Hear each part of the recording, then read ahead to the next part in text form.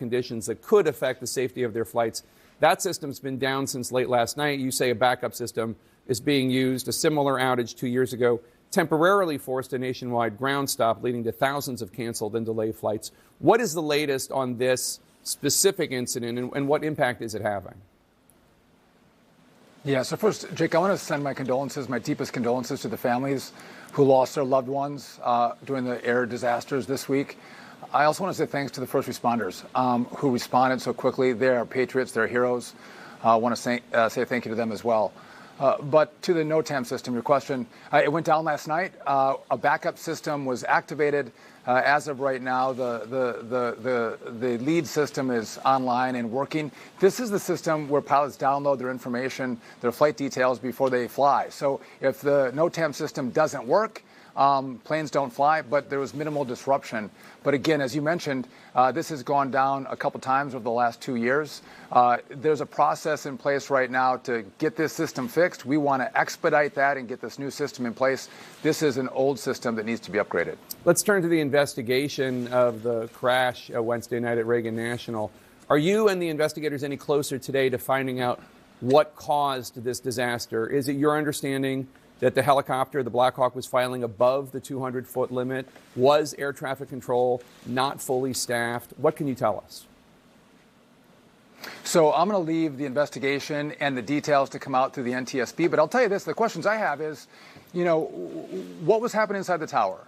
Were they understaffed? Was it a right decision to consolidate the positions of the air traffic controllers from 2 to 1? Those are questions that we need answers to. And the position of the Black Hawk, the elevation of the Black Hawk. Were the pilots of the Black Hawk wearing night vision goggles? Did it affect their peripheral vision or their perception? Also, if they did have night vision goggles on, why are they flying at 9 o'clock at night when DCA is so busy?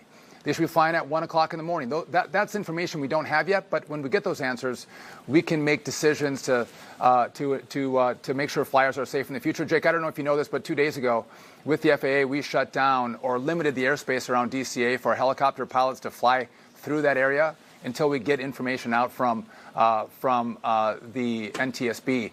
We'll take a look and let those flights happen again. But if there's an emergency in the area, you can fly in the space. But we're not going to have those choppers going through DCA in the near future.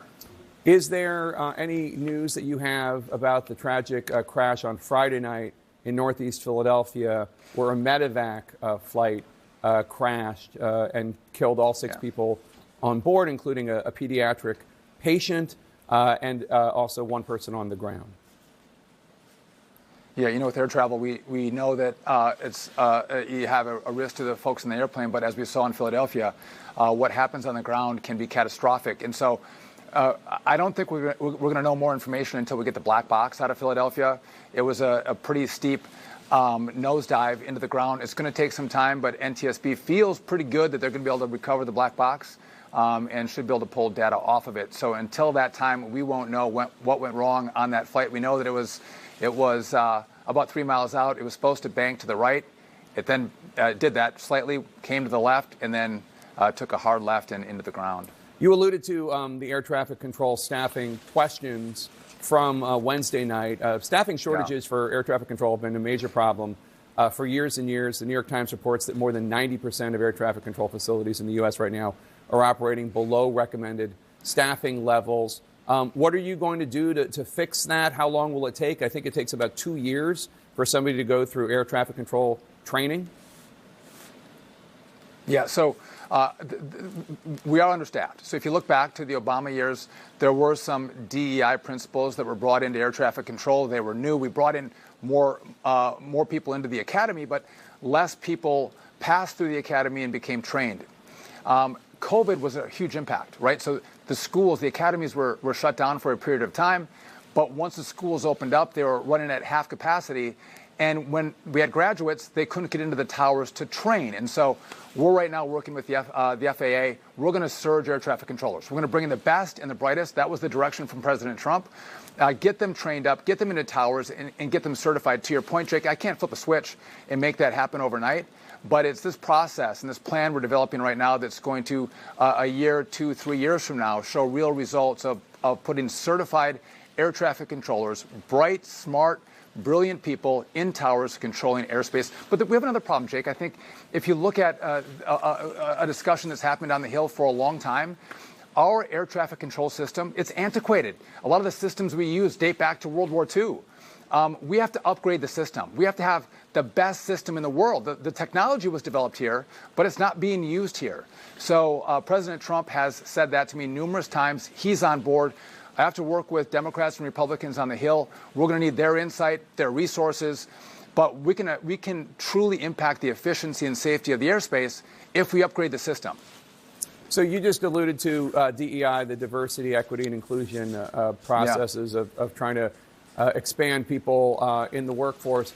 Is there any specific evidence that backs up Donald Trump's claims, President Trump's claims, that DEI or FAA hiring practices are responsible in any way for this tragedy at Reagan National? So, Jake, I think the better question is, am I going to guarantee the American people that only the best and the brightest serve in this incredibly important body of the Department of Transportation, that they're driven by safety and DEI doesn't matter? So I do know that in the last administration, they were focused on not safety, but they were focused on changing the name from cockpit to flight deck. Or notice to airmen, they wanted to change it to notice to air mission. They focused on EVs and sustainability and racist roads, things that don't matter in regard to safety. Our mission since the start has been safety, and they've lost that mission.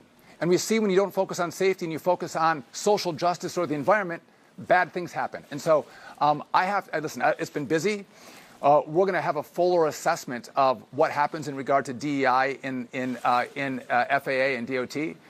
And we'll report that out. But I will tell you this, DOT is a big department.